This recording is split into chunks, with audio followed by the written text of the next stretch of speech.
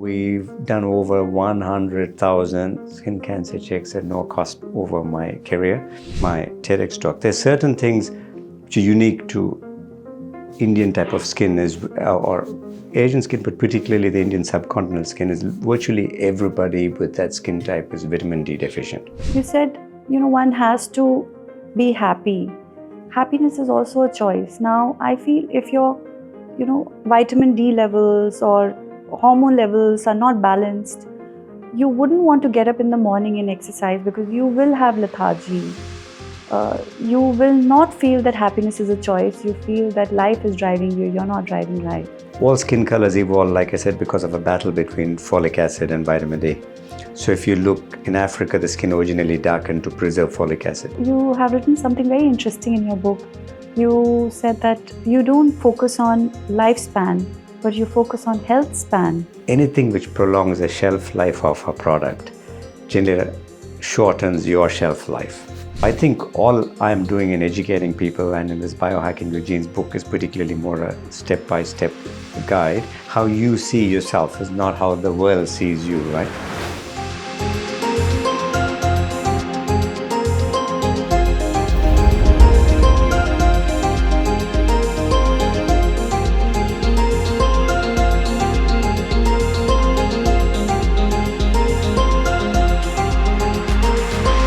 Imagine a physician who blends science with storytelling, a surgeon who views health through the lens of evolution, and a social entrepreneur who brings literacy and hope to disadvantaged communities.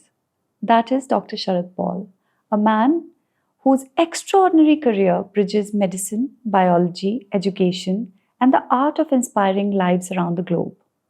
Dr. Paul is a renowned skincare specialist, family physician, skincare expert, and evolutionary biologist.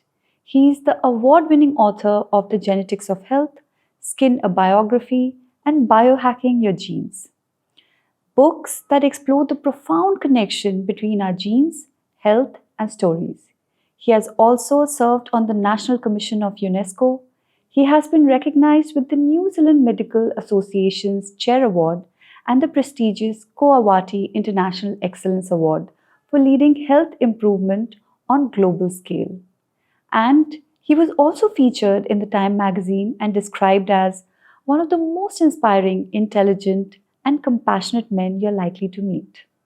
As the founder of Healthy Skin Lab and the Baci Foundation, Dr. Paul's work extends beyond medicine to social impact, empowering disadvantaged communities through literacy programs. He has shared his insights on global platforms like TEDx Auckland and the European Healthcare Design Conference, leaving a lasting impression wherever he speaks. It is an honor to have Dr. Sharad Paul on this show, a true visionary whose work inspires us to think deeper, live healthier, and dream bigger. It is with great pride that I welcome Dr. Sharad Paul. Namaste, Doctor. Welcome to Happy Alien Life. Yes. It's good to see you. Your work has touched so many lives, and there's so much we are eager to learn from you. Let's dive right in. You wear so many hats: doctor, author, biologist, entrepreneur, and more. I'd like to begin from the beginning. Where were you born? I was born in England, and later my parents moved to India, and then I now live in New Zealand. So I think, ethnically I'm Indian, but I would consider myself a global citizen because I'm really comfortable with the philosophy or the understanding of both the East and the West. So I think it just broadens your perspective, and you lived among the haves and the have-nots, and you've seen it all. So I think it makes us more rounded. And what made you choose medicine, especially dermatology? I think to start off with, medicine wasn't actually my first choice. And so when I was at school, I was actually considered a little bright. So my first interest was really particle physics and things like that. But people, at that time I was in India, and people felt that I really needed to go to America to fulfill my potential. India didn't have the facilities then and the university levels, but I'd been at boarding for quite some time, and then my parents and everyone was like, we can't send him off again to overseas. And I was like, okay, what else can I do? And I guess in my family, both my parents are doctors, my mother's only brother, her father. So literally everybody in my family was a doctor unless proven otherwise. So literally it was something which I naturally fell into. But actually I've reflected on this question a little bit more because people like yourself in interviews have asked me. And I suppose when I go back now to my dorm at my boarding school when I was something like 11 years old, I actually ran a clinic in my dorm because I knew, general medicines for pain and this and that and anti-inflammatories, everything else, when to take and how to take. So I remember that it actually got relatively popular that even the wardens would not go to the infirmary. They just come to me and say, I've got this knee sprain, and I'd bandage it up and everything else.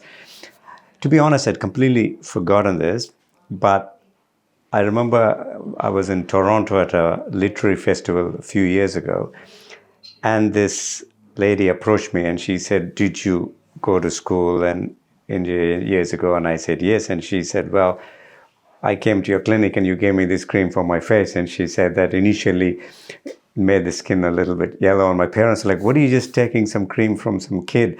And she said, then it fixed it. And so she said that when she came back to thank me, I gave her a poem titled The Donkey as a Present. And I asked her for it, and she said, no, it was very treasured, and she wouldn't give it to me. But so I probably was destined to be it, even though I never thought it was anything. Like even to this day, you're humbled by the fact that you can help people. But I don't really see it's as it was my calling. I think I literally fell into it. I was reading your book, and in the, you had dedicated it to Uncle Bobby.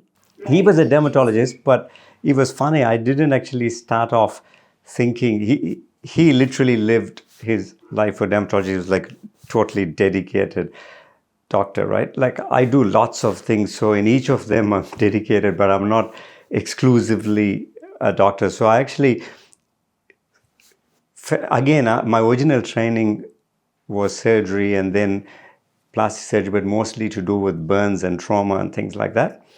But what I found is that when I came to New Zealand, in the Southern Hemisphere, there is a massive skin cancer problem, right? Just because the UV is very high here. And of course, the Celtic British Isles population weren't really designed to live in the Southern Hemisphere because New Zealand's essentially a Pacific island.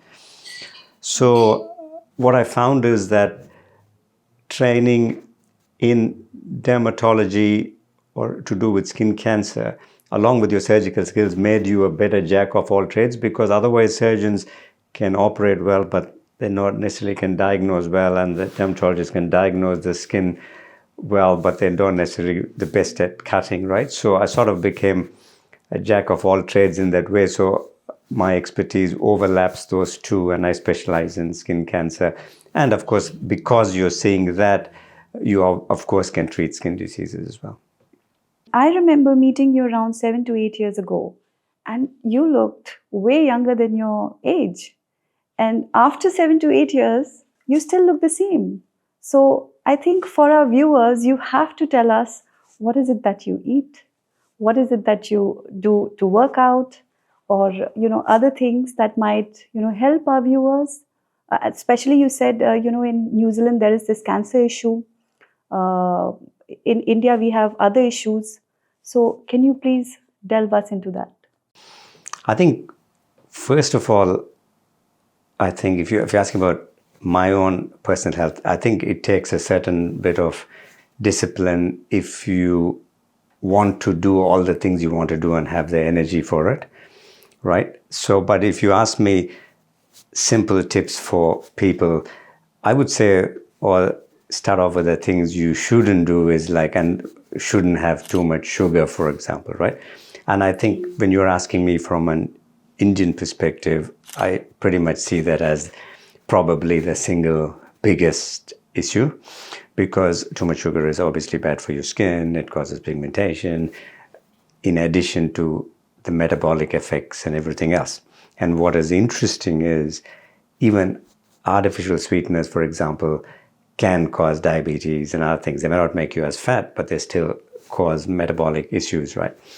So I think fundamentally, A, people consume too much sugar, and then B, people don't exercise enough, right? From a point of view of you need to exercise also for exercise's sake, right? And in India, 20 years ago, 30 years ago, it was virtually unheard of, right? Unless you're a sports person who just goes just to exercise for the sake of exercising. Now it's changed a lot, and maybe in some cases people overdo it, which you don't want to either. But I think you need to, like when we look at, say, brain function, we know that leg movement exercises are the best. So, like brisk walking, running, and things which you're grasping onto something. So a brain has three functions: your locomotion, which is your walking, balance, and then grasping, which is the most primitive reflex. So any exercise which does all the three is the best for you. So if you are walking, carry something with you, or if you're running, hold on to something. And that's why when studies were done on things like dancing the tango, which is a walk, compared to yoga and tai chi, tango reduced dementia more than the others, which were better for balance, and yoga was good for stress relief and things like that. So I think leg movement exercises is another really important.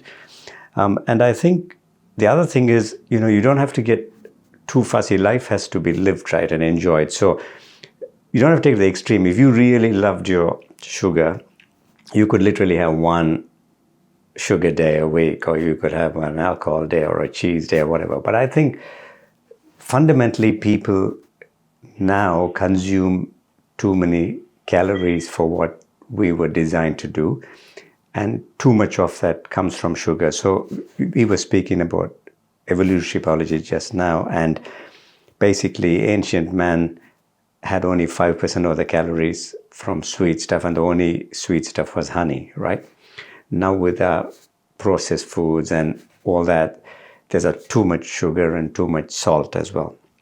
Because fundamentally salt is just a preservative, right? So when humans realized they could preserve meats, preserve things with salt, we started adding salt. And that's why processed foods will have more salt, because they're preserved, right?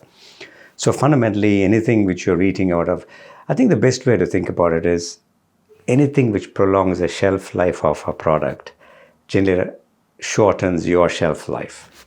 I mean, you're absolutely right. We eat a lot more, we exercise a lot less. And what do people in the urban setting do about this? Because, they work till late at night, they are in concrete jungles, and, a lot of people cannot cook every day. So they sort of depend on these canned foods or takeaways. How do we find the balance there? I think, look, takeaways on their own are not necessarily bad, as long as it's not just junk food, as in the fast food, which is with high salt or high sugar, right? If you're cooking like takeaways, which are, you can have healthy vegetables, you can have healthy stuff on takeaways as well. So I don't think that's an issue. Like, say, I work long hours, right? But the reality is, I think, like I said earlier, key health message is don't eat stuff out of a packet, right? And I think that's the biggest thing in India is everything becomes in a snack form, right? And I go there, everyone's just always munching something. Everyone thinks I eat too little. Like when I've been to the Jaipur Literary Festival or something, everyone's like, you're not eating at all, right? There is this thing that if you don't look like you're well fed, then there's something wrong with you, right? Even my family are like, you're too skinny. I'm not skinny. I'm in my ideal BMI, right? In India, so I think there is this thing. You must have seen a lot of people with big bellies and skinny legs, right? And a lot of them, they put their hand on the belly and they're like, this is because we come from a very well-to-do family. If you're skinny, you're not eating well. And then they always, if you're slim and you're fit, they think you're weak and you're not well-fed. I think part of what you're saying is why maybe in the last decade, like from the World Health Organization said that till then, like 20 years ago, there were a lot of diseases of malnourishment, right? And even now, of course, there are poorer parts of the world, sadly, and even in India, there are people who don't have enough food. But interestingly, now in the whole world, if you take our human population, more people die from diseases of overnutrition than undernutrition. I think the tipping point was maybe about 4 or 5 years, or maybe 7 years, something like that. So now the more people die because of overnutrition, right? So therefore, a lot of the stuff, medications which people are taking, whether it be high blood pressure or for diabetes or weight loss things, anything you take has got some side effects, right? Because fundamentally you're taking a chemical. And I think, yes, you do need it when you need it, but fundamentally, so my mission in the book Biohacking Your Genes is literally about health span more than lifespan, right? So I think what I mean by that is you define it by living life to your best potential. Live your biggest life, like do everything that you can do and more, right? And I think that for that you need good health, because what I've found is when you don't have good health, then you have nothing, because if you have something which is a really chronic disease, it then encompasses everything. And so I think, look, yeah, absolutely. Like you said, people always think I look younger than I am. And I had a patient, funnily enough, just this week, and he comes to see me. And when I looked in the files, I literally seen him 25 years ago. And my practice here has been going, just next year will be 30 years. And so I said, oh, you're here 25 years ago. And he was like, when I came 25 years ago, I saw your father. And I was like, no, you didn't see my father, you saw me. And he was like, and he's like, he's an argumentative sort of fellow. And he's like, no, it was your father. And I'm like, I know my dad didn't practice here. So, but I thought, no, let's not waste time, and consultation time is limited. I'm like, okay, how can I help you, right? So I think, but the reality is not getting fussed about it. So I'm not thinking, when you're at home and you're in control of what you eat and drink and exercise. I don't go to the gym, but I can exercise at home. You do everything. But what I mean is when you travel, like I've had to travel for lectures or whatever, you don't become fussy about it, because then you don't go and say, look, come on, it is this, because then you become a pain for other people, right? So I think overall, you just need a little bit more discipline. And people have too little discipline, but they expect everything to then happen naturally. I think everything in life is work, right? Like in the sense, what I mean is you have to work towards it to succeed at it, right?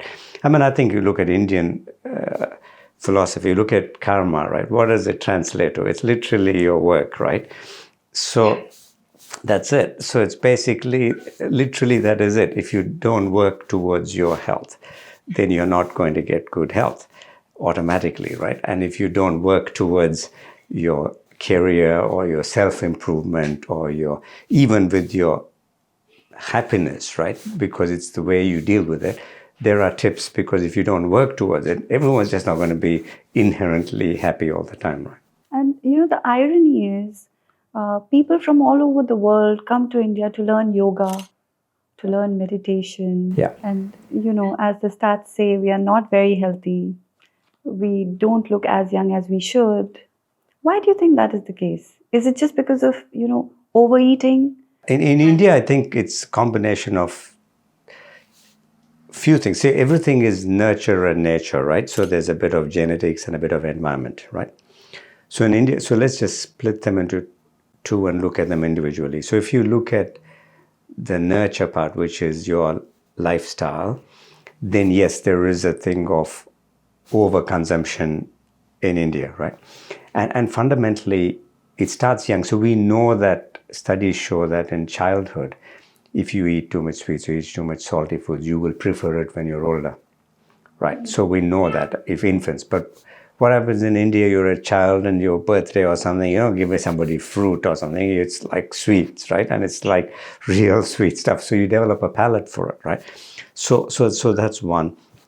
The second thing is we're amongst the most sedentary, right? Sitting down all the time. Like I always joke, like even whenever I come to India or I'm with Indian family, something, and I'm so used to standing all day because I'm at work, right? And literally you go to like retail stores here, like people literally, they don't have chairs, right? They just literally stand all day. But my mom used to say, but where is the chair for them to like sit? Because in India, there were some chairs at the back people would sit, right?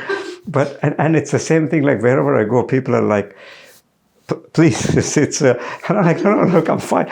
And I've just been sitting all day. But everyone's like, so I think we're the most sedentary. So from a nurture point of view, you're over consuming and you're not burning enough calories. So that's one. But from a nature point of view, as you mentioned, my TEDx talk, there's certain things which are unique to Indian type of skin or Asian skin, but particularly the Indian subcontinental skin, is virtually everybody with that skin type is vitamin D deficient, right? I've never come across somebody who didn't take a supplement, just a pure natural, without supplement person in India ever who has a high vitamin D, right? Fundamentally because A, they avoid the sun, they don't want to tan, B, the skin itself is not equipped to absorb vitamin D properly, so therefore you all have low vitamin D levels. Now, if you have low vitamin D levels, so what is vitamin D? Vitamin D is a calcium regulator, right? So my first interest in this came like marine creatures also have vitamin D receptors, even when they're deep in the sea where they don't see any sun. So you think, why is that? And that's because seawater, life evolved in the oceans, and seawater is 20 times the salt as fresh water, and then more on land. And fresh water is, of course, more than on land. So what happens is when creatures evolved from the oceans, you needed a calcium regulator, and that's what vitamin D is. It's actually a hormone which regulates your calcium. So now let's just think that you have low vitamin D and then you're consuming a lot of calcium, which is typical in India with a lot of yogurt, right? Curds, milk.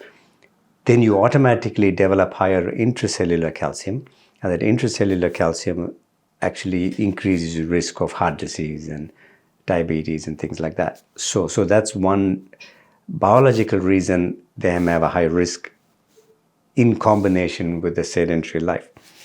The third thing would also be genetically, there's certain people, like if you look at folic acid metabolism. Sorry, I'm giving you a bit of a long-winded answer to it, but I'm trying to sort of cover. These are the questions because, I read your books. This one, Democracy and the Genetics of Health, and also Biohacking Your Genes. And thank you so much for writing those. And I think everyone should read that book if you're interested in health and want to know more about your genes and handle your life better. And, I was about to ask you, you say genes are your blueprint, but not your destiny. And also about vitamin D. So going back to the vitamin D one, so essentially, and then if you look at the genetic part of it after that, all skin colors evolve, like I said, because of a battle between folic acid and vitamin D.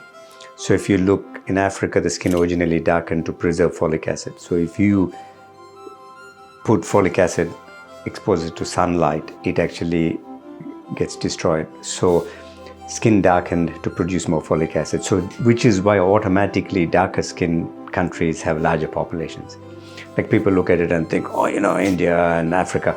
That's because naturally if you have a darker skin, you have less birth defects because you have more folic acid. So you don't need necessarily the supplementation which everyone else needed in the Western countries, right? So the second part of it is, when people say, we should move to Mars or here or there, look, we're not evolved to live somewhere else. We are evolved to live here, right? And life on Earth evolved based on what we call one carbon metabolism. So we are carbon-based life form. For whatever reason on Earth, all creatures have carbon-based life form. So when you have carbon-based life form, folic acid becomes a donor of, so you can have methylene donor, methyl donor, so it donates, so essentially it's carbon, then hydrogen, oxygen, we produce, glucose is needed by the cells and it gets broken down into water, which we can excrete, or carbon dioxide, which can breathe out. So if you look at folic acid metabolism, some people have genetically a tendency where they have a variant of a MTHFR gene, which is a particular gene which metabolizes folate in a way that you don't build up more homocysteine levels in your blood, or the homocysteine doesn't get broken down to methionine. So for these people, you actually have a higher rate of young men, particularly getting heart attacks in young ages. So like my lab, we do, genetic testing from a wellness point of view. And for some people, in men particularly, that can also be a reason why you get a younger heart attack, and there can be a genetic tendency as well.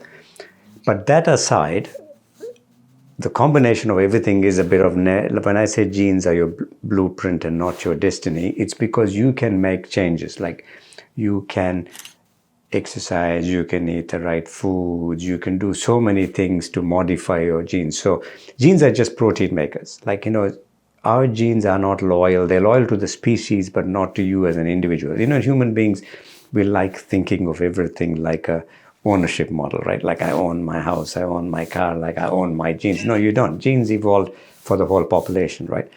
So if you, Aavriti, were now eating junk food every day, your genes would start making bad proteins, which would damage your body and your skin and your health. They're not thinking, oh, I need to look after Aavriti, so I'll go a bit easy on her, right? But on the other hand, if you led a healthy lifestyle and you ate the right foods and things like that, then your genes would make the beneficial proteins, which actually mean that you have better health. And the other thing is you can't have bad skin and good health. Yeah. So I think, therefore, the translation of when you ask me why people say I look younger for my age is partly also why I haven't lost a working day in illness for decades, right? So except when I got COVID and I had to have an enforced time off, even though I didn't have it badly, it was literally like a sore throat. In 30 years of me being a doctor, touch wood, other than that COVID thing, I've never lost a working day because of illness. And I think it is that. So then it gets reflected in everything else. So you can't have, and that's how I got into genomics from treating skin, is because I realized that you can't have bad skin and good health. And you can look for patterns on skin. Like we know earlobe creases in certain parts of the face. You can literally scan people and predict their risk of heart disease and things like that. It's quite scary. What about genetic predispositions? If someone's mother has diabetes, doctors always ask, does your mom have diabetes, your father have thyroid? What about that? And that's what I'm saying. So therefore, the 50%, you're always in control of 50%. So everything is 50% nature and 50% nurture. So the nature part you can't change. That's what you're born with. But the nurture part, how you look after yourself or your lifestyle, you can change. And with that, you can reduce your risk. Conversely, if you had really good genes, you may have a little advantage over some other people. But again, you could ruin it by then not living a good lifestyle. I think you have written something very interesting in your book. You said that you don't focus on lifespan, but you focus on health span. That's right. Because I think at the extreme end of, when you say biohacking, like my book's called Biohacking Your Genes, I tend to be from a more, I suppose, holistic approach to it. Like some extremes of biohacking are people trying to actually modify the genes, people taking medications with all sorts of side effects, like the mTOR inhibitors and various things. But that is at the other end, where you're doing unnatural things for you to try and prolong your life by a tiny bit, because some of those drugs have been shown to prolong life by a tiny bit in worms, for example, because there's no other studies, right? Yeah. But so my thing is health span. I said that's all fine, but even if you were living till 75 or 80 or whatever it is, isn't it better if every day you could do everything you wanted to do, you could travel how you wanted, because you weren't limited just because of your health by pain or immobility or whatever. But it takes some work. Like as I get older, I find that because during the day you're quite bent over, mostly operating and things like that, you literally have to, do particular kind of back exercises or weights or squats or lifts. Otherwise, my back will feel like it's getting stiff and backache. So you literally have to work on it. Like I know that if I don't do anything for like 2 weeks and I've just blobbed out, right, then I would get backache after work and things like that. But to do the things that you love to do, you have to also keep machine running. I mean, it's the same thing as a car, right? I just think people, you wouldn't, whatever car you drive, say you're driving a petrol car, you wouldn't go and just put diesel in it, right? Because it's going to conk out, right? But you've also said something very funny. You've said all these supplements, when you take a lot of supplements, you just end up having a very expensive urine sample. Right? Yeah, you can just bottle It the urine cracked and me sell up. it, Yeah. because the reality is, again, the same thing with supplements. Like I said, biohacking, you can be targeting them. Like, your gene type, for example, it helps. If not, you can sort of, even that needs to be targeted. But willy-nilly, if you're just taking all the supplements, the body is going to excrete what it doesn't need anyway. So I really think it just needs to be a bit nuanced. But the idea in health span, I think, is really important, because I think even to just get up and do the things you love, you wouldn't be in the right frame of mind if you were negative about it, depressed, with a lot of pain, unable to move.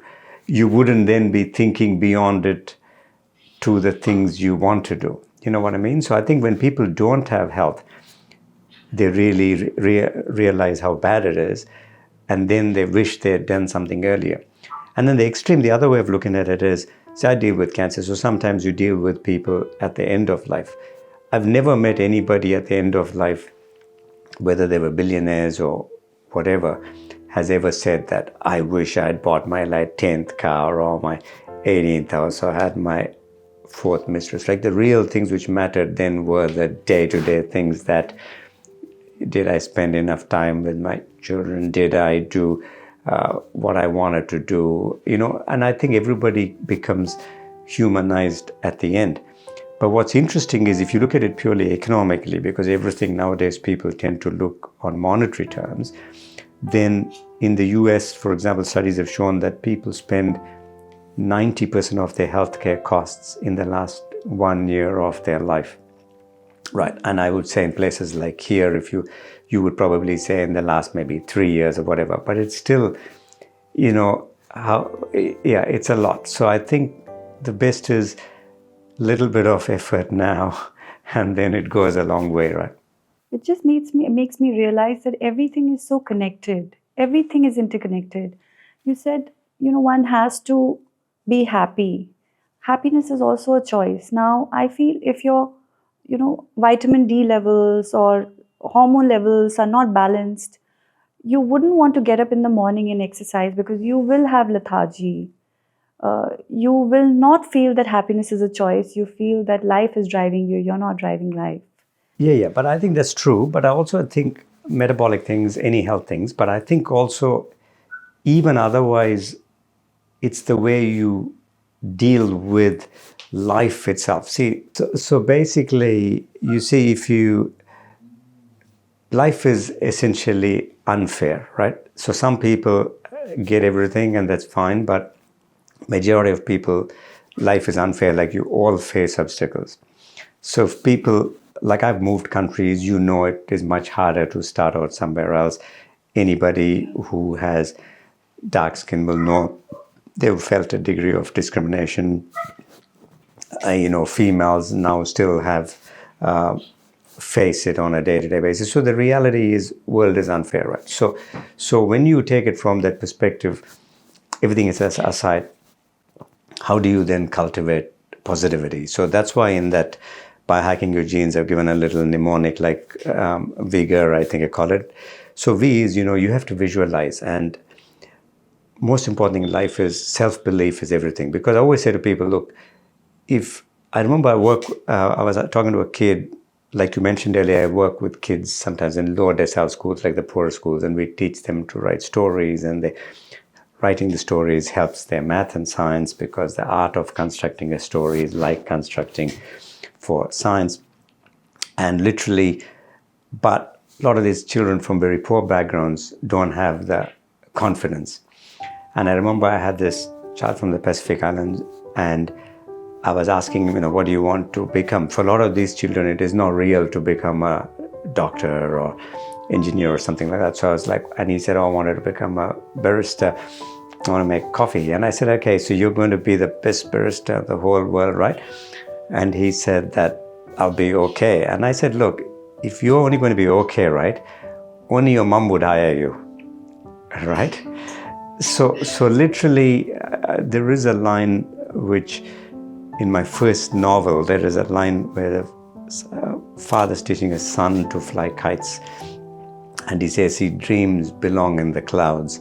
If not, you will not move mountains to reach them, right? So you can't have your vision which is achievable. You got to have a vision which you got to move mountains for, right? So the first one is visualize success, visualize what it is for you. And the second thing is be intentional about it. So what it means is either for some people, like you mentioned, meditation that helps. Some people journaling, like writing down stuff helps, and other things also be intentional with your interaction with people. And I think so. The second thing is be intentional about life. Be intentional. And the third one is the gratitude. See, even if you are in a bad spot, there's always somebody much worse off than you, right? So even when you think you don't have this or you don't have that or you're whinging about something, think about the trouble-torn parts of the world or where there's extreme poverty, there's no food, whatever. They would trade places with you any day, right? So think of that, and it'd be great. And the second thing, fourth one, the O, is the optimism orbit. Like, if you are naturally a person who's going to be down, you have to surround yourself with people who are going to make you feel better, who are not going to constantly put you down or be negative around you. You want an optimism orbit, right? And then the U is the understanding that of each situation for what it is. Like if you're studying for exam, people get too stressed, right? The thing to understand is, look, everyone else who's sitting the exam is having the same thing, right? So it's not just you. It's not going to kill you. You're going to be fine. And I think it's the same thing with preparing for stuff, or when we were setting up for this interview, I was asked whether I was preparing for it. And I said, no, because I want to do this and it will be fine. Because what's the worst thing can happen is I'm not on form and my interview is not as good as what it could have been. But that's just life, right? So you've got to understand that once you're intentional and you're doing it for the right reasons, it happens. And then the last one is reinforcement. So if you are on a negative day, go watch the funniest movie, which always gives you a belly laugh, or do some silly jokes or whatever. So all these things is a practiced way of being positive. And as with anything, I think it is helpful, because people sometimes think it isn't natural, because human beings, see, eating, drinking, sleeping, those things are natural. As a human being, we didn't evolve saying, yes, I'm going to be happy. That's a myth. It's almost like, it's like an American myth where everyone's going to be happy, otherwise you go see your psychiatrist, right? You know what I mean? It's that old thing like, I'm going to be the happiest. No, it's not. You got to work towards it if you are naturally negative. If you're always a positive person, that's okay. Maybe you need to work less. But it's like anything else. If you're naturally fit, maybe you need to exercise a little less.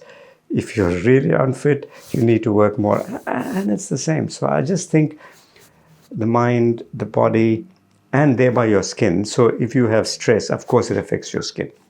If you have too much sugar, of course it affects your skin.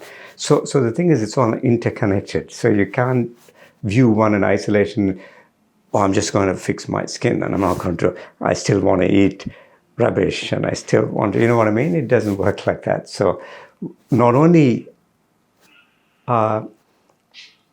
everything around us interconnected, like for example, the environment, which we didn't touch on, but like when I said nature, nurture, with the nature also comes in India, the added thing of environment. Like if you take places like New Delhi, for example, there are at least 75 to 100,000 premature deaths from pollution a year, right? And the pollution deaths in India, so we're all very happy about industrialization and everything else and burning coal and things like that. People tend to think, oh no, you shouldn't be thinking about planet now. It's all about let's make the most money. But the reality is the health things do matter. And we can see it in India definitely from pollution. And it affects your skin, but I'm only saying skin because everyone wants to know about skin when they see me. But the reality is premature deaths, illnesses, respiratory disease, cardiac disease, just from pollution is itself huge. So everything is sort of in that way interconnected. Yeah. I mean, you were talking about journaling, and there are a lot of these wellness trends in fashion these days. Uh, you know, uh, these cold baths and intermittent fasting, journaling at 5 a.m. And then I don't know if you know about this GRW, Get Ready With Me. I mean, 8-year-old children are making these vlogs where they are getting ready for school. and they are using mascara and 10-step creams, for skincare, toners. And I just remember would just wash my face growing up, put some cream, and that'll be all. And so, what do you think about these wellness trends, especially intermittent fasting? Is it for everyone, or it should be prescribed by the doctor? Yeah, I think, look, it's more about calorie restriction, like I said earlier. We consume too many calories. So in my view, however you reduce your calories, it's better for you. So in that way, intermittent fasting helps, or in that way, not. So for example, I'll give you an example. So I have breakfast, and then I don't really normally, I don't eat much during the day, right? And I'll go till evening. So technically, then I'll have lemon and honey drinks kind of stuff or whatever. But the reality is, but you're working a busy day all day, right? It becomes a form of, it's not really intermittent fasting, but it becomes a form of calorie restrictions, which you can say the gap between your meals is quite long, right? So that is shown to be beneficial, but everything else is then a fad. I don't think, but certainly then the same thing would go for whether it's a paleo or a keto diet or a protein diet. In those things, there is a genetic predisposition. Like in my lab, on the gene test, so we can pick the people for whom a high protein diet would be beneficial if you want to lose weight, but it doesn't work for everyone. So you can't say, so your metabolism may be different, and your friend may have a high protein diet and lose weight, and you may like, I want to do that. And everyone's like that. They're doing it, I want to do it. It won't work for you, because for some people it would work, and we can, and if you want to take the next level, obviously we can fine tune it. We can get your gene type tested, we know. But the reality is, the only reason intermittent fasting works is because the gap between meals and you're consuming less calories. So even if you did it normally by having, not eating too frequently, not consuming too many calories, I think you would pretty much get the same benefit. And what was the other question you asked me after the intermittent fasting? The get ready with me, that is terrible. Cold baths, actually, I remember putting a post about it. Cold baths actually is more from a point of view of feeling better about, like, I looked at ice baths particularly after exercise to see if it really had a specific metabolic benefit in reducing the lactic acid buildup, and that's the reason why people were doing it. But what studies have shown is it's actually not that. It actually doesn't do any of that. It's just that when the muscles are hot and you're sore, or you're playing contact sport, or lots of G-force, whatever, like your Formula One, whatever, it does help your symptoms because of the fact that suddenly you're on cold and it cools it all down, especially after exercise and things like that. So the benefit is more from little muscle recovery as opposed to it helping in a great way. So the same thing goes, sometimes it's cold baths, sometimes it's hot baths, right? Like, saunas, things. So the reality is, it is just anything which alters your temperature, alters your metabolism a bit.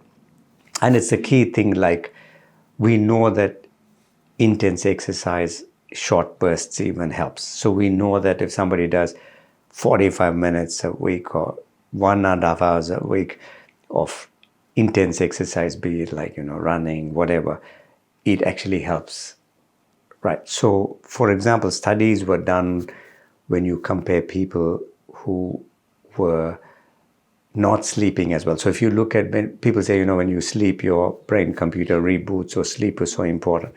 But if you don't sleep enough, so I was actually worried about it, because I write my books often at night and I'm not a big sleeper. And I was like, oh, look, my dad has Alzheimer's. I was like, I'm screwed, right?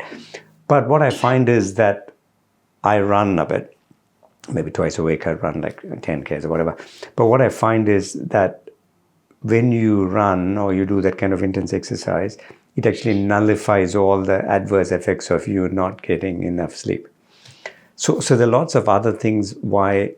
So I think the reason why a hot bath or a cold bath also is it changes your temperature of your body. So then there are metabolic effects associated with it. So I think in a short term they're better, but you can't have that in isolation without having the rest of it. So if you're doing exercise and having a cold bath, that's fine. If you're doing, other things, exercise, various things, then you're sitting in a sauna, that's fine as well. But I just think it's not just sitting in there is going to make you healthy.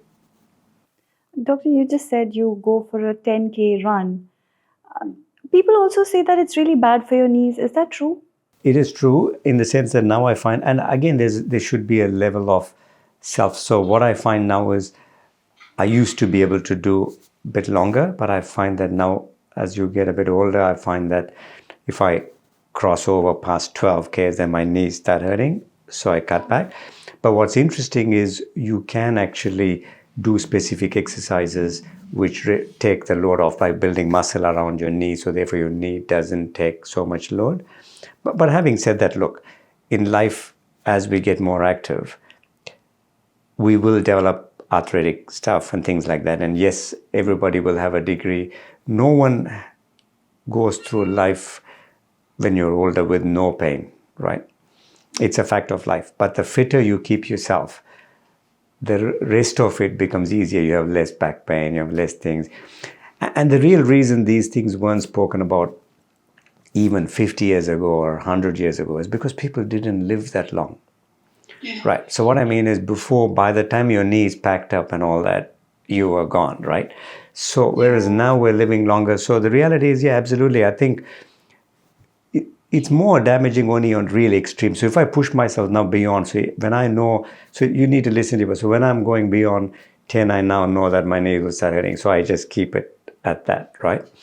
But it still gives you a really good workout, or you can do shorter bursts. But the reality is, yes, but there is a lot of benefits to that because of your aerobic fitness, of your rest, of you. So I think I quite love it. And it's a natural human thing. Like any leg movement exercise is a natural human thing. Like when we started off as human beings, we walked and we ran from predators and things like that, right? And so a lot of the things, the evolutionary biology helps us understand, like it's the most natural thing for human beings because we're two-legged, is walking and running, things like that. And if you look at, there weren't any devices and things like that. I think one of the other problems now are we're too device bound and too indoors and not doing enough. So like I said, biohacking your genes, there are studies done from urbanization of populations being indoors in the last 20 years has had a 600% rise in autism and that kind of autism spectrum kind of. And we know it's also linked to vitamin D levels, but we also know it is linked to the fact that people are inside, they're not outside enough. Yeah. So we're not getting enough sunshine, we're not getting enough movement. Earlier, you said that in India, mostly people are vitamin D deficient. And India is a hot country, most of India.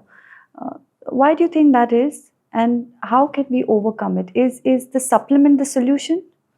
Yeah, I think in India, like I said, unless proven otherwise from a blood test or something, I've never come across somebody who naturally had high vitamin D levels, right? Unless you had a metabolic problem, like some hormonal problem.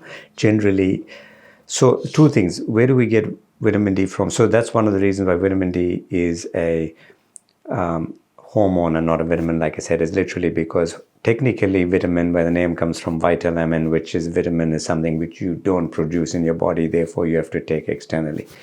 Of course, we produce vitamin D from sunlight, so we produce it in the body. So for that, we have to be exposed to the sun, right?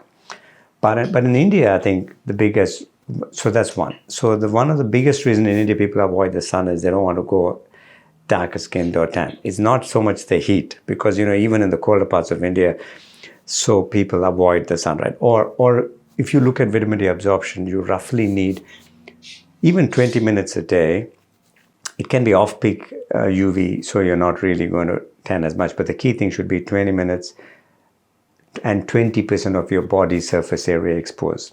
So what that means is like t-shirt and shorts kind of distribution. But in India, people aren't doing that as well. So that automatically puts you at a higher risk of not absorbing enough vitamin D. Then the next thing is large vegetarian population, right? So if you look at dietary sources of vitamin D, then the highest ones are fish, like cod is very high, and salmon, particularly cod. Each teaspoon has 1,200 international units of vitamin D, and salmon is about 300, so it's very high. Right, so if you're eating that kind of fish, then you don't need a supplement because it's like taking a supplement. So if you're not doing that, and then you have to supplement. So I think is not a bad idea, I would say. In India, I would actually be in favor of making sure people have optimal vitamin D levels. So it's actually not a bad idea to take supplement. If you want to do a general blood test to check you haven't got very high levels, you can. But in my experience, I've never come across. Generally, I find most people, if you take in a vitamin D supplement, so if you're a vegetarian, you're avoiding the sun, I think you do need enough vitamin D. Because it also is a reflector of general health. So it's sort of like, we know that when we're dealing with tumors like skin cancers, like melanomas, things like that, the people who do more poorly are the people who have low vitamin D levels. It's the same thing when COVID, people who had low vitamin D levels generally had a higher risk of getting into intensive care or not doing so well. So in England, they were talking about immigrant populations from Africa and India who suffered more adversely from COVID. And that's partly one of the reasons they felt was because of the low vitamin D levels as well. And as you were saying earlier, that vitamin D is linked with calcium. And if you're low on vitamin D and you have more yogurt, can you explain that a little bit? I think first thing, as an adult, we don't need cow's milk. So I'm sorry if I sound like this sounds blasphemous, but the truth is that no adult of a different species goes and drinks milk of another species. So if you ask me from a skin doctor point of view, when people come for acne or bad dermatitis or eczema or bad rosacea, whatever, the first thing I ask them is, look, you should, fermented stuff is not as bad like the yogurts. The fermented cheese is not as bad, but milk has got a lot of, nowadays especially, it's industrialized production. So I think gone are the days where one cow in your backyard kind of stuff, right? So I think the reality is there's nothing good as an adult for you to drink milk, right? But what I meant earlier was that vitamin D is a calcium regulator. So between your cells, it regulates the amount of calcium. Like I said, it's because, like, from an evolutionary point of view, creatures use vitamin D receptors when they moved from sea to fresh water. So it was a calcium regulator. So if you have a high calcium diet, be it from milk or yogurt or anything else, and you have low vitamin D, you have an adverse effect of the calcium going and forming plaques in your arteries and here and there. So you end up with a higher rate of heart disease and things like, and diabetes, things like that. So I actually think that is also a big part, personally. I don't think they've done enough specific population studies, but my gut feeling from all my research is that also plays a part, other than many other things we discussed earlier, like, sedentary lifestyle, various things. But I think that also plays a big part in Indian subcontinental poor health.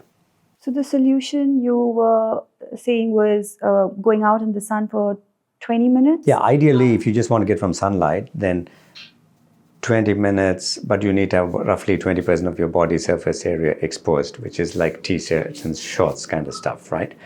And roughly, or you can do it at home where there's a sunny room or whatever. But the reality is, and so that's a general rule. But having said that, in people with our skin type, the darker you are, the less you absorb vitamin D, just because you got more melanin anyway. So therefore, it's all the more important. So I guess, that's one of the reasons, like I said in my TED Talk, why skin lightened is when people migrated to Europe, there was no sunlight. So the skin lightened to absorb more vitamin D. Right. So when people who then didn't have enough vitamin D, exactly because of the calcium metabolism thing, also developed rickets, right? So they got rickets in their bones and they got stooped and bent over. And so and what happened with rickets as a disease is that not only it makes you infertile, but it also makes you deformed. And so you can see how in the early days, feelings of racial superiority and thing may have come about in Europe because people who are darker skinned inherently got more bent over and this and that, but fundamentally because they didn't absorb vitamin D properly, right? So do we really need sunscreens? You need it from a point of view, okay, if you're asking from a dark Indian kind of skin, do you need a sunscreen from a point of view of preventing skin cancer, which is the reason in white populations you're largely using sunscreen, then probably no.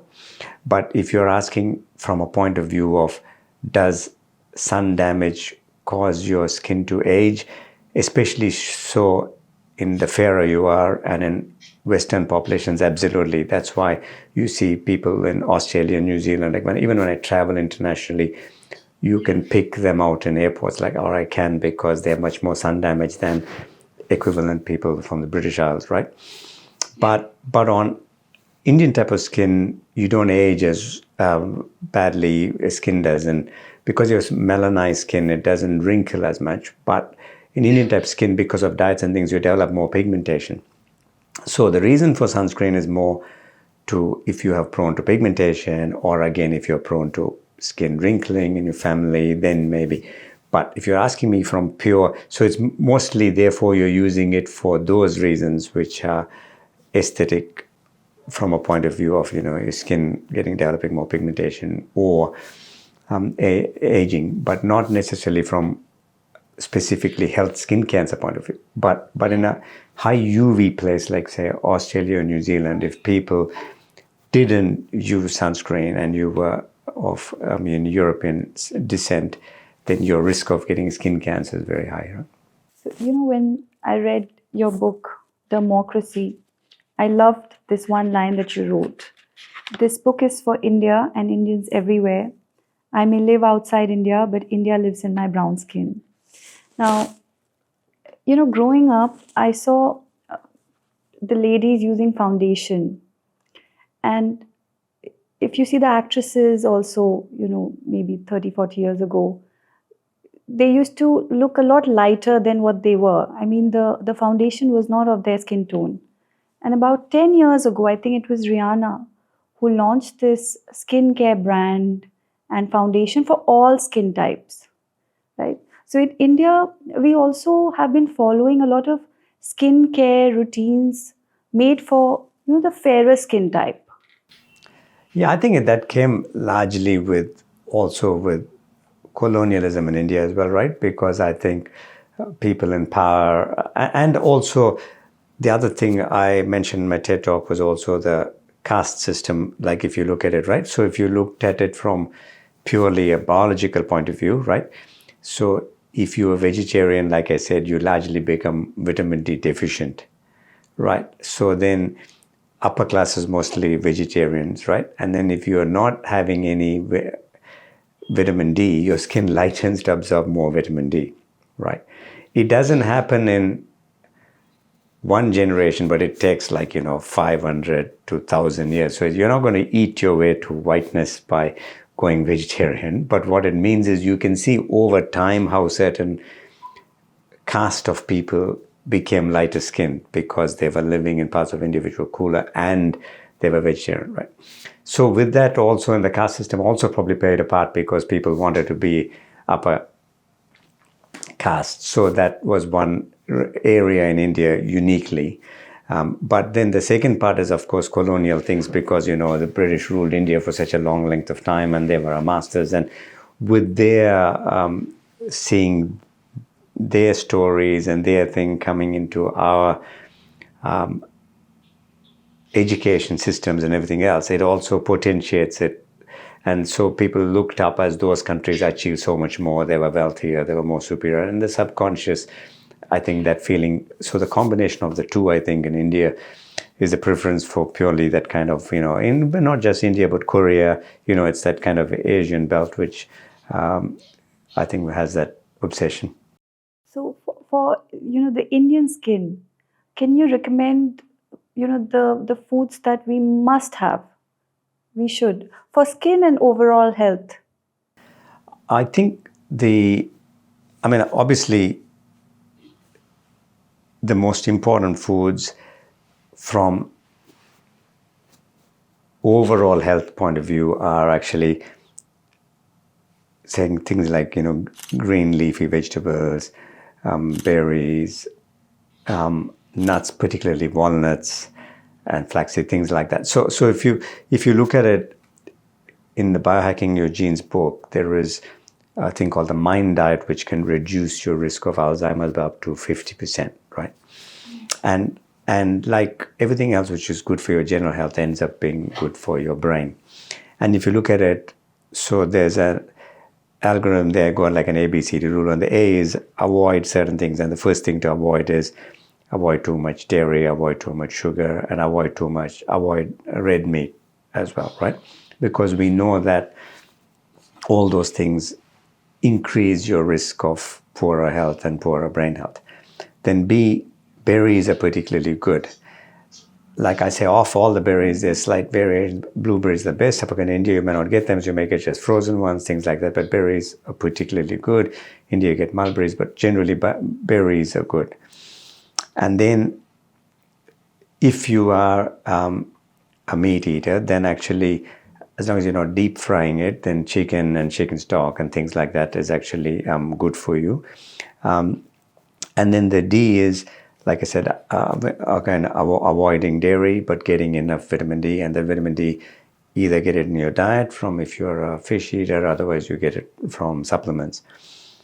Then the E is for literally everything which is green, particularly the green leafy vegetables, like, all your spinaches, the broccolis, all that, anything which is really green or really highly colored.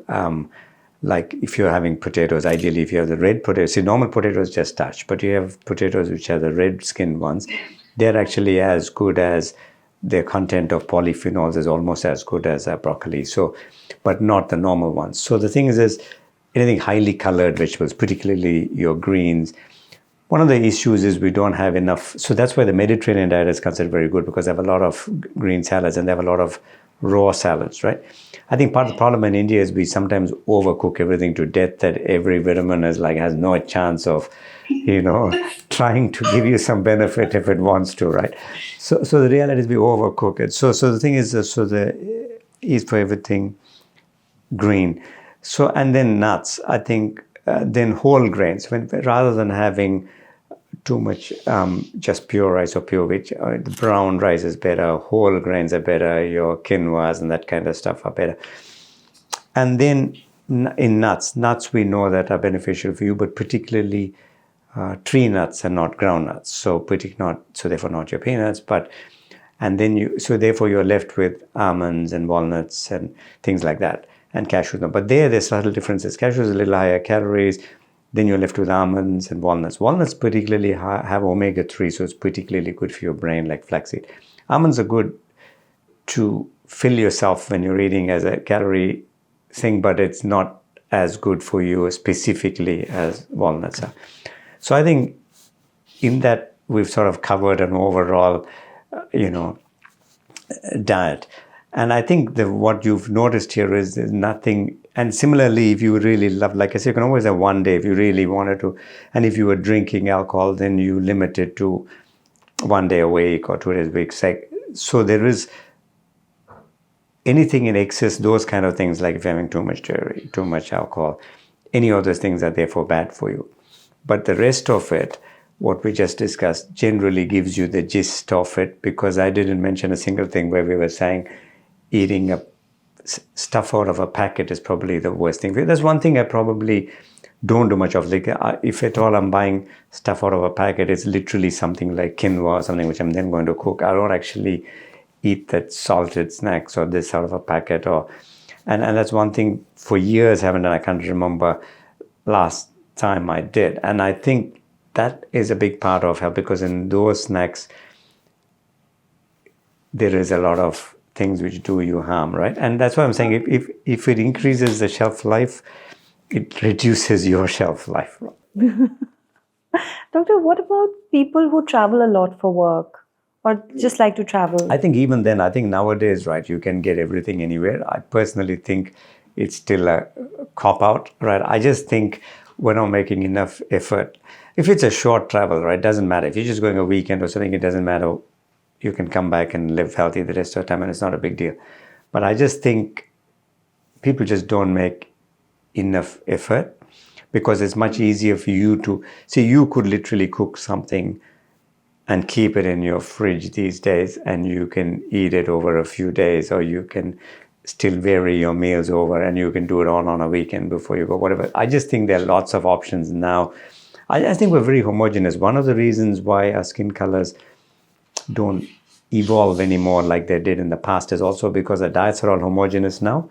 we don't have these differences between folic acid, vitamin D levels from continent to continent, because wherever you go now, you get the same stuff, right? You can go to London and you can get Indian food, Thai food, whatever. Everywhere in the world, everyone's literally eating the same kind of stuff. Give or take some traditional foods, but still, mostly we're very homogeneous.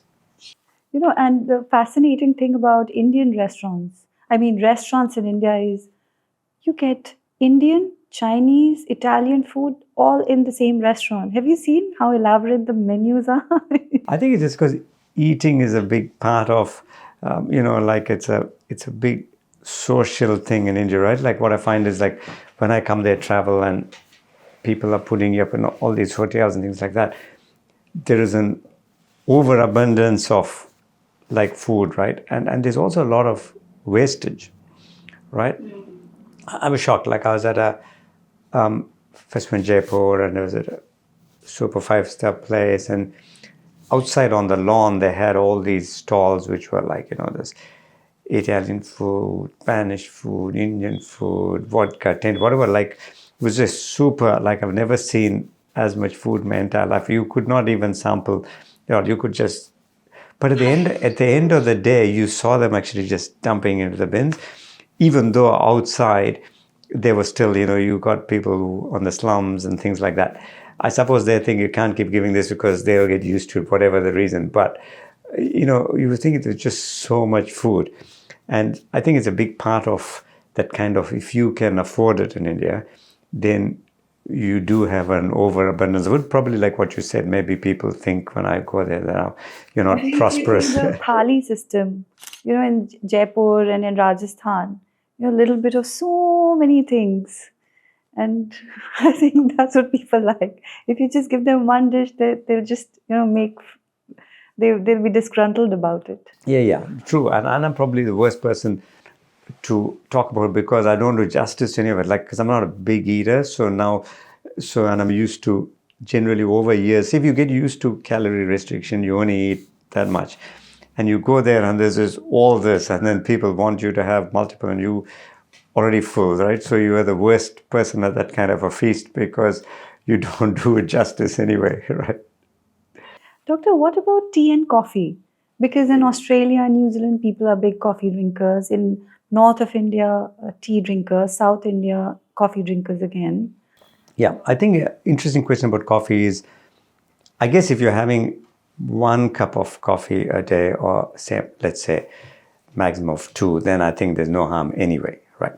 But what I mean is, generally we know, it's interesting, coffee, 50% of the population from my genetic research shows that they're roughly about fast metabolizers of caffeine, and 50% are slow metabolizers. So if you're a slow metabolizer, then actually too much caffeine can increase your risk of cardiovascular disease and more anxiety and things like that. So we actually test people and we can tell them you need to reduce. But generally that's when you increase it beyond 200 milligrams of coffee a day. So to give you a guide, a single shot espresso is about 80 milligrams. Double shot Turkish coffee is 150. So roughly if you're having the strong coffee, like Turkish kind of coffee or some Indian coffees, then maybe you would say, don't have more than 1, then nothing's going to happen to you. You don't have to test your genes to know. But if you are certainly having too much coffee, but if you're a fast metabolizer, that's actually good for you. The studies have shown some people have 3, 4, and it's fine. But if you're a slow metabolizer and you're having too much caffeine, then it's probably not good for you. So I think moral of the story is, if you really like in moderation, having 1 in the morning is generally fine. And we are not actually intuitive about it as human beings, because we tend to get it from more our habit around us or a social thing. Like, so for example, if I have a coffee after lunchtime, I generally can't sleep at night. I can have coffees in the morning, and I always thought it's because I must be a slow metabolizer, but when I tested myself, I wasn't. So, but it isn't intuitive. You don't actually know it intuitively. So I think as human beings, we're not intuitive about the foods we eat, right? So that's why we eat sweet foods which are artificial. We still think, yeah, it's good for us, right? Or we don't think it's good, but we think it tastes good. But you give an artificial sweetener to most animals and they wouldn't eat it because it isn't, right? So I think, so the key thing would be a tea. I think in general, again, the same sort of thing. Again, caffeine content tea is lower, but the same principles apply. But otherwise, the more greener the tea, the more the content is still preserved in it. And so, matcha tea, green tea, all of them, tea does have benefits, definitely. But I think you just don't want to have too much caffeine. There was this rising trend of having green tea in India. And I saw this gentleman having green tea, and he said, I've stopped drinking tea. I have green tea because I'm dieting, this and that. And then he put a tablespoon of sugar in it, started stirring it. I just thought, but it's a failed purpose. You just put sugar in green tea. Who does that? I think, like you're saying, that's it. I think the fundamental thing is people consume too much sugar, right? You shouldn't have to add sugar to stuff, and then you train your palate. After a while, you actually get used to it. You train your palate, and then you actually get used to it. And then if you add sugar after that, you actually find it too sweet. It's funny how it's worse in childhood, in the sense that if you give a child sweet stuff or salty stuff, like I mentioned, you get habituated. But even with that, you can actually overcome it. Like, I literally have dark chocolate only, like the type I eat, most people find is not sweet enough, like it's 85% or 90% kind of stuff, right? But what I find is, now if I suddenly have a milk chocolate which is sweet, I suddenly find, wow, it's like a bit too sweet. And it's strange, because I have had that as a child in India and I thought it was great, but now I can't eat it, right? So it's all... There was a report which said, sugar is as addictive as cocaine, even more. But the interesting thing is, it depends on the level, and this is what is quite interesting, is how crafty the sugary drink manufacturers are, right? I think I mentioned this in the genetics of health, like caffeine dulls your sweet taste receptors, right? So the reason Red Bull or Coke have added caffeine is because they can then make it sweeter, but they can make it sweet to the point of degree that you get addicted to it. Now, normally, if you put that much sugar and you tasted it, you'd say, oh my God, this is too sweet, right? But if you added caffeine, it doesn't taste as sweet. So you will tolerate a higher sugar enough to make you get addicted. So in actual fact, sadly, there's nothing good about those kind of sugary drinks, because they're just rubbish for you from a health point of view. I mean, if you love it, you want to have it once a week, that's fine. But what I mean is, if you're doing it every day, then it isn't good for you. And as you said, you can have 1 cup of coffee, but does the timing also matter? Because a lot of people, coffee drinkers and tea drinkers, they get up in the morning and they say, we need a cup of tea or a cup of coffee to start our day.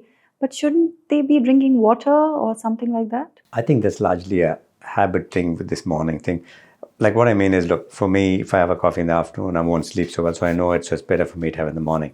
But your total content of caffeine doesn't make a difference when you have it. It's the same thing with the breakfast myth as well, to some degree. There's a nutritional myth, right? Like I have a good breakfast because after that I'm just working all day and I'm not going to break, right? So I need it as fuel. But you don't specifically need to eat like 4 meals a day or 3 meals a day or whatever. And it's a myth that eating a great breakfast sets you up. Yes, it is true, but it doesn't mean you have to. Like, what I mean is, you can just as well eat a bit later in the day and eat, as long as you're eating the same amount of calories and you're overall not over consuming, then I think it doesn't matter. So it's the same sort of thing with a coffee. Whenever you have it, doesn't really matter. It's just all you look at it is, everything you're putting in your body is like you're putting something into your car's tank, right? And what is going in over the day is all that matters.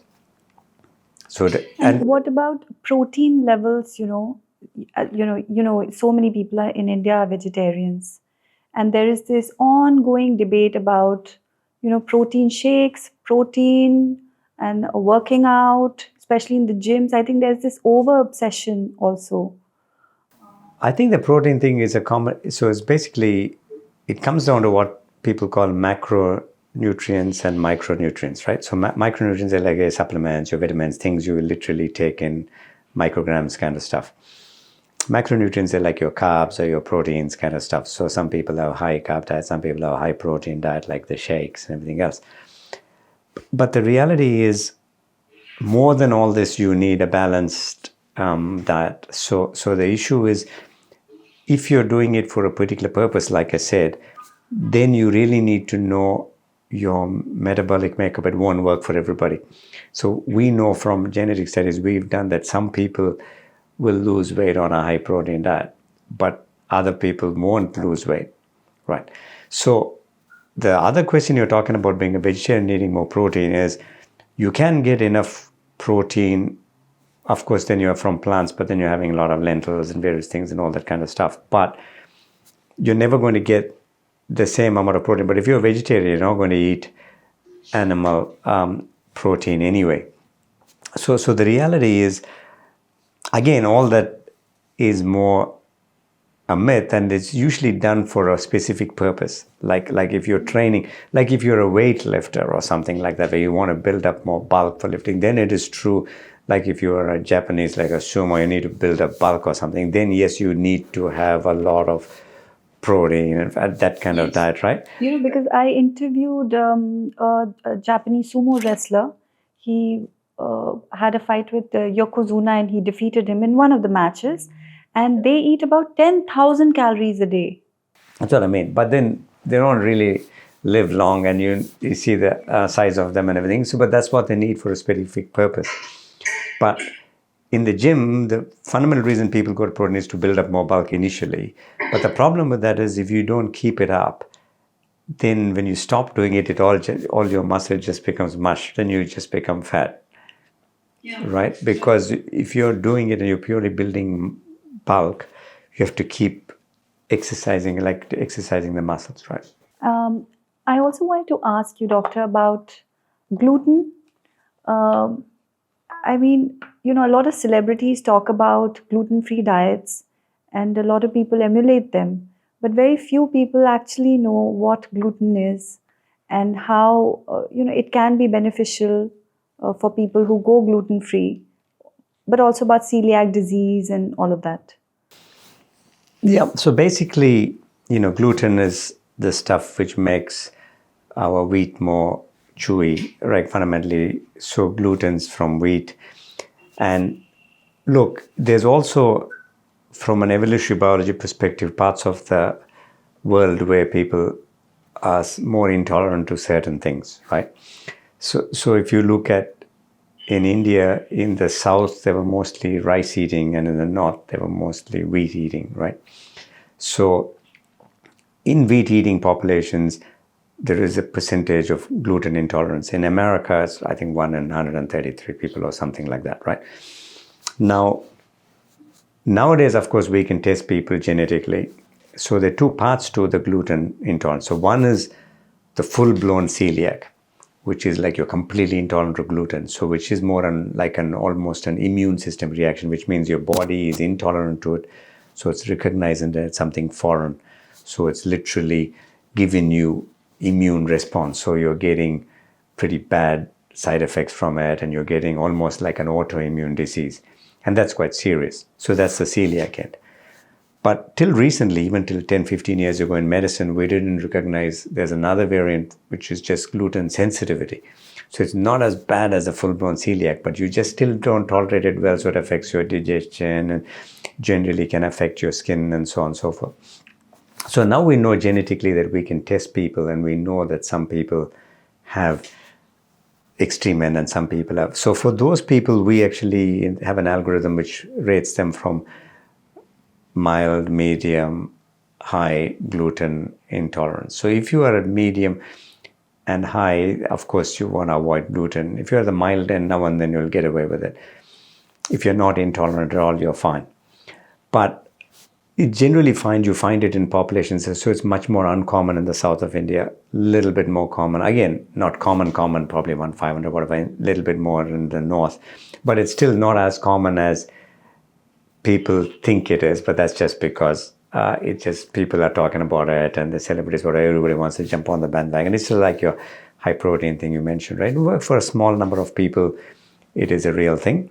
It's the same thing in Asia, particularly dairy farming came out of the Middle East, and then it went to Europe. So it was first done around Middle East kind of area.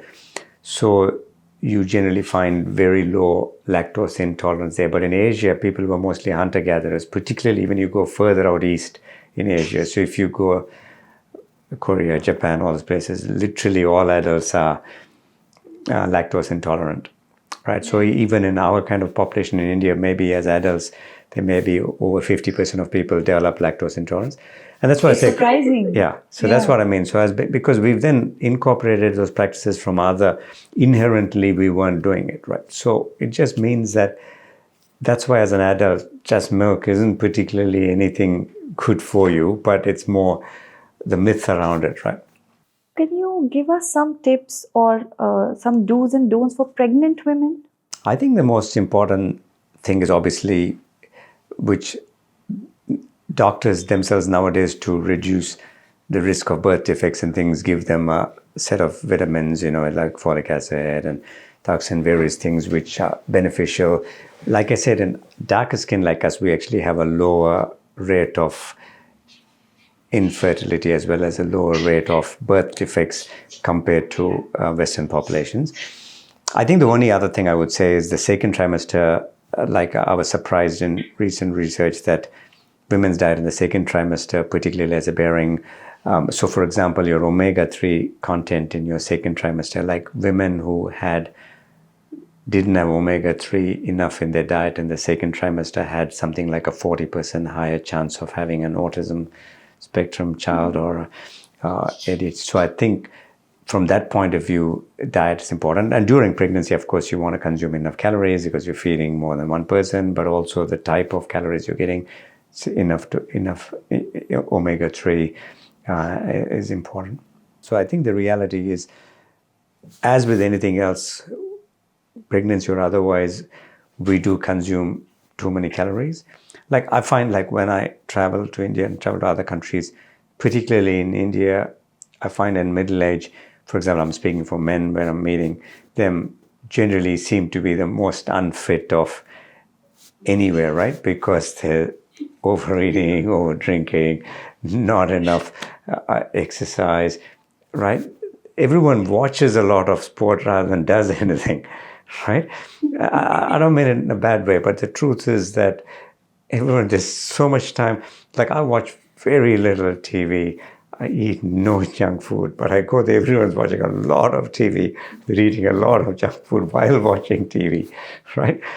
So I think it's that. So the reality is that whole thing then translate over to the psyche of, more food is good for you kind of thing. Maybe the origins were when malnourished, when you suddenly became prosperous, you had enough food, so you overate. But I think now we're matured enough as a population that I think we can achieve some middle ground. I mean, also previously we didn't have such sedentary lifestyles as well, right? We were And it's always getting worse, moving. right? Yeah. And now it's getting worse because children are spending so much time on the devices that they're more inside and they're less active, even from a school point of view and all that. So I think, yeah, definitely. And that brings me, to the question of cosmetics, especially makeup. And I think I've seen a rise in the utilization of makeup, not only in India, but all over the world. You also have a line of your, not cosmetics, but skincare, right? Yeah. So generally, my focus is literally on, because I'm a skin cancer doctor, on sunscreens, and we have tinted version and we have a plain version. It comes out of my research lab. It's called the Healthy Skin Lab. We also make a no-tox kind of a range, which is a more natural ingredient alternative to using injectables and fillers and things like that. But I think, look, largely most of it is driven by the media and the fact that people are looking to celebrities and whatever they sell literally takes off kind of stuff, right? So I think if you're asking me, do you definitely need makeup? No, you don't. If you're asking me what is it that you definitely don't need, if you're asking me from a skincare point of view, saying cleansing, toning, people say definitely toner is something you don't really need. I mean, the reality is obviously you want to clean your face, especially if you've got impurities, you're exposed to pollution, things like that. And then the more pH neutral it is, closer to your skin pH, the better. Literally, like in the democracy book it's actually got recipes for your, you'll see your cleansers and toners and various things you can just make at home. But I think it is, other than that, my thing is all about, as a philosophy, I think it's all about democratizing healthcare, and that's why that book was called Democracy. Is also democratizing skincare, like teaching people, giving them more education. So do you really need more makeup? Probably not. But if you want to wear it from your own social or view or how you see yourself, then yes, there's certain advices. Obviously my personal view is I avoid the chemical sunscreens because they've got more hormonal side effects. Use mineral sunscreens. If you're using a cleanser, try and be pH neutral, avoid parabens, avoid, sulfates, all that kind of stuff. So I think you can also have, be as clean as in your choices when you're buying it. But fundamentally, that's just, how you see yourself. But, realistically in life, I think one thing to understand is how you see yourself is not how the world sees you, right? See, there's literally a thing, called a true mirror. Like in New York, there was a shop which was selling true mirrors. And what I mean by true mirror is, see, our mirrors are back to front, right? Because they're reflection. So we don't actually see what other people are saying, even though we think. And everyone has a little bit of something different. Your hair is different one side, or the way you hold your head or whatever, that there is differences from what other people see. So it was interesting for my research, because I'm used to looking at the human element of various things as a writer. In this true mirror shop, it's like a coffin and there's two mirrors, so they reflect each other. So eventually the image you're seeing is exactly what other people see. And like the guy was saying to me that more than 70% of people who came and didn't believe that was there. They were like, you touched it up. Like they're like, I don't tilt my head like that. I haven't got, my chin is not less on one side, or I'm not a bit lopsided. But that's because when you're looking in your mirror in the morning, you're compensating for it. Like if you got one side different, you're sort of tilting your head, and then you're thinking, this is how I look, so you're putting on your makeup. But moral of the story is, it's best that your beauty and your health comes from within, because ultimately what other people see of you may always be different from what you think of yourself or see of yourself. So you're telling me, this 10-step skincare routine with vitamin C serum, ceramides, so many other things are not... You don't need so many steps. I think generally, look, each one is for a purpose. Like my lab, we make some specific kind of vitamin C serums, but they're specifically designed to reduce pigmentation, which it does, right? So the reason, so some type of pigmentation, it's not so good in our type of skin. Lighter skin, you may use more retinoids. Otherwise, you may use vitamin C, things like that. But everybody across the road doesn't need so many. Literally, it's good to be as minimal as you can. But if you want to use makeup, of course you can. And like I said, in India, because of pollution and things, you may well want to use sunscreen or whatever. But the real reason is you don't need it from a cancer point of view or anything, like I said earlier. So it's literally, of course, everything which is too many steps in life is too complicated. I think life is meant to be simple, lived, easy, right? So doctor, what led you to create the Baci Foundation? So it's really about the same thing, about empowering people to live their best life. And I think as a medical doctor, you deal with people from all walks of life. And I found that for many youngsters coming, even dreaming to be a doctor, or like I said earlier, wasn't real to them. So one of the reasons we thought is, why don't we go into schools and talk to people and try and inspire them? And it started off purely as a literacy program. And the way we do it is write stories. So if I'm giving you a lesson in writing a story, like there are 3 parts to writing a story. You set the context first. And because, like if you're writing a thriller or a romance or just normal, you set the context so that a reader straight away knows whether that book is for them or not. Because, you won't be for everybody. Your views, like my views, won't be for everybody, because people will be like, no, he's too philosophical, he's too natural, whatever, right? So, and that's fine. So set the context. Then you develop the characters in the story, and then there'll be conflicts which you resolve. So that's my way of writing a story, is you address these 3 C's, right? But if you think about it one step back, this is the same thing for a business or life or anything, right? You need to, or in marketing, you may call setting your context, defining your brand, right? You should be able to know what is it within, give me the one sentence thing of what you stand for. And if you can't define that, then you've got to go back and think, what's wrong? Like, what do I stand for? So what it does is, what we found is, in teaching children to write stories, it helped their math and science. So actually for 10 years, I was actually an advisor on UNESCO in the literacy kind of area. And it just came about through the foundation. But now the foundation is sort of morphed. It's a small foundation because it's personally funded. So we don't really go fundraise anywhere else. It's just funded out of my own earnings.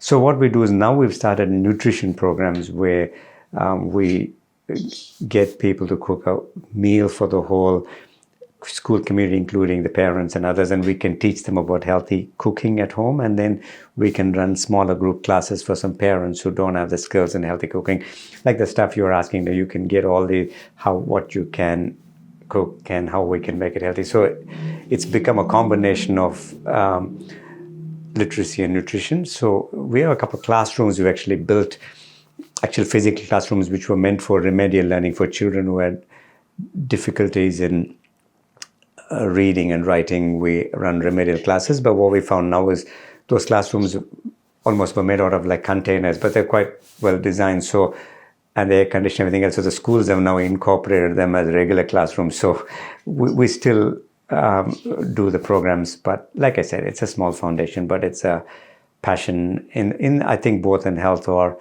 education. I think if you can't, you've got to teach people, because whatever it is, we are fortunate in life, and I think the best thing you can give back is in empowering people, rather than just giving them something specific.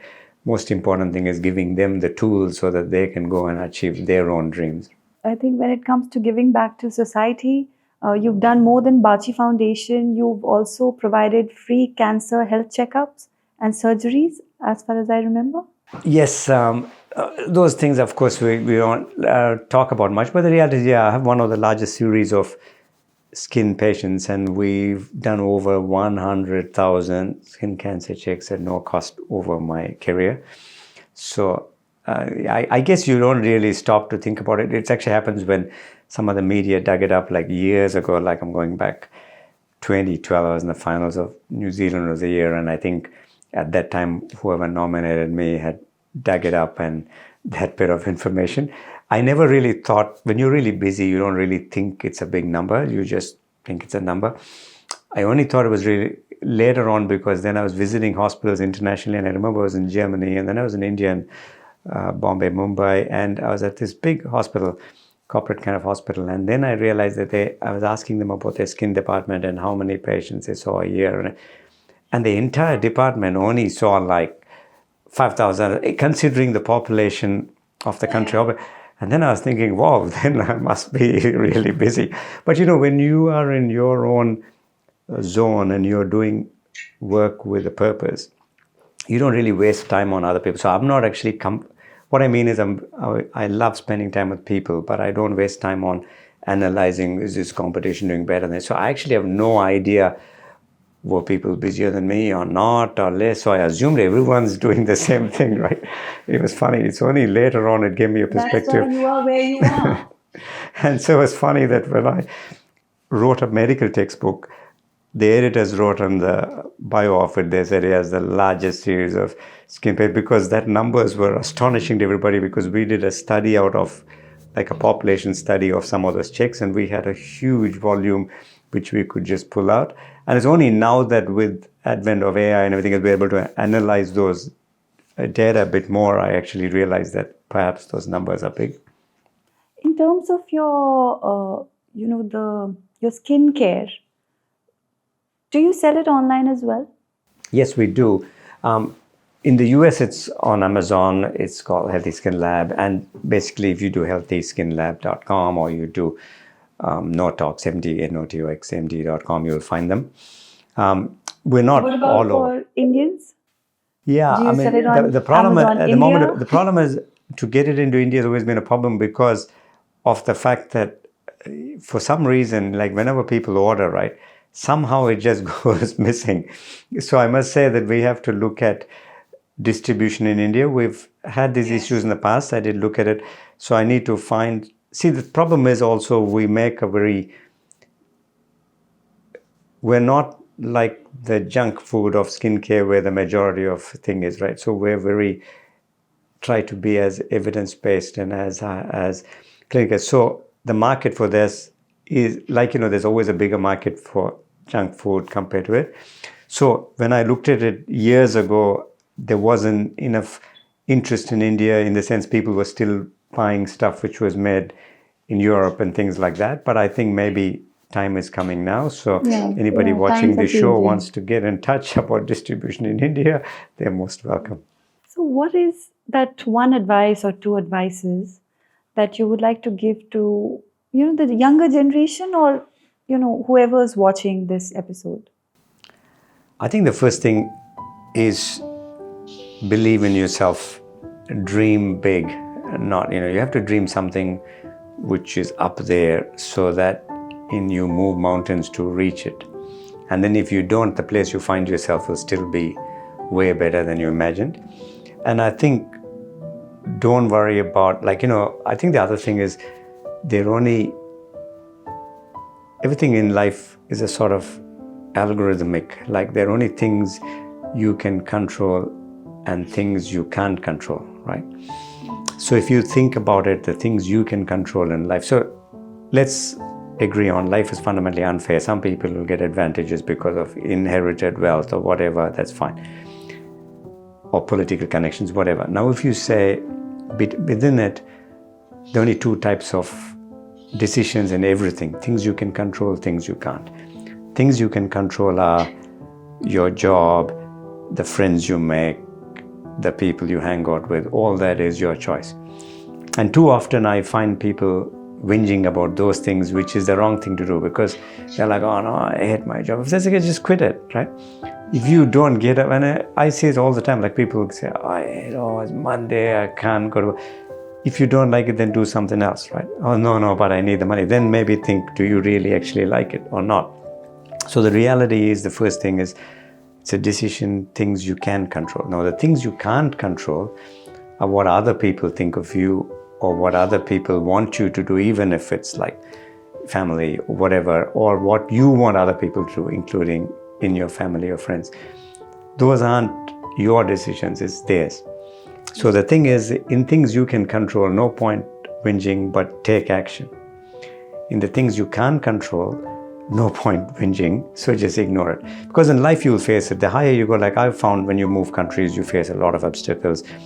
The more successful you become, you face more hostility for no reason. Like suddenly people will just get jealous or whatever. Like you will face, you're like, wow, I've never said anything to that person. Why are they, that kind of stuff. But the reality is, you got to think you cannot control what those people do. So again, moral of the story is don't whinge about things, just live life. And that brings us to the end of this episode. I want to extend my deepest gratitude to you, Dr. Paul, for sharing your invaluable insights, your remarkable stories, and the inspiring work that you continue to do. Your passion for health, humanity, innovation is truly contagious, and it's been an honor to have you with us. Thank you for giving us your time and your wisdom. You've left us all inspired to think bigger, live healthier, and make a difference in our own unique way. Thank you again, Dr. Paul. Thank you so much for having me. It's a real pleasure to hopefully people in the audience find what I said useful, and just to feel free to get in touch.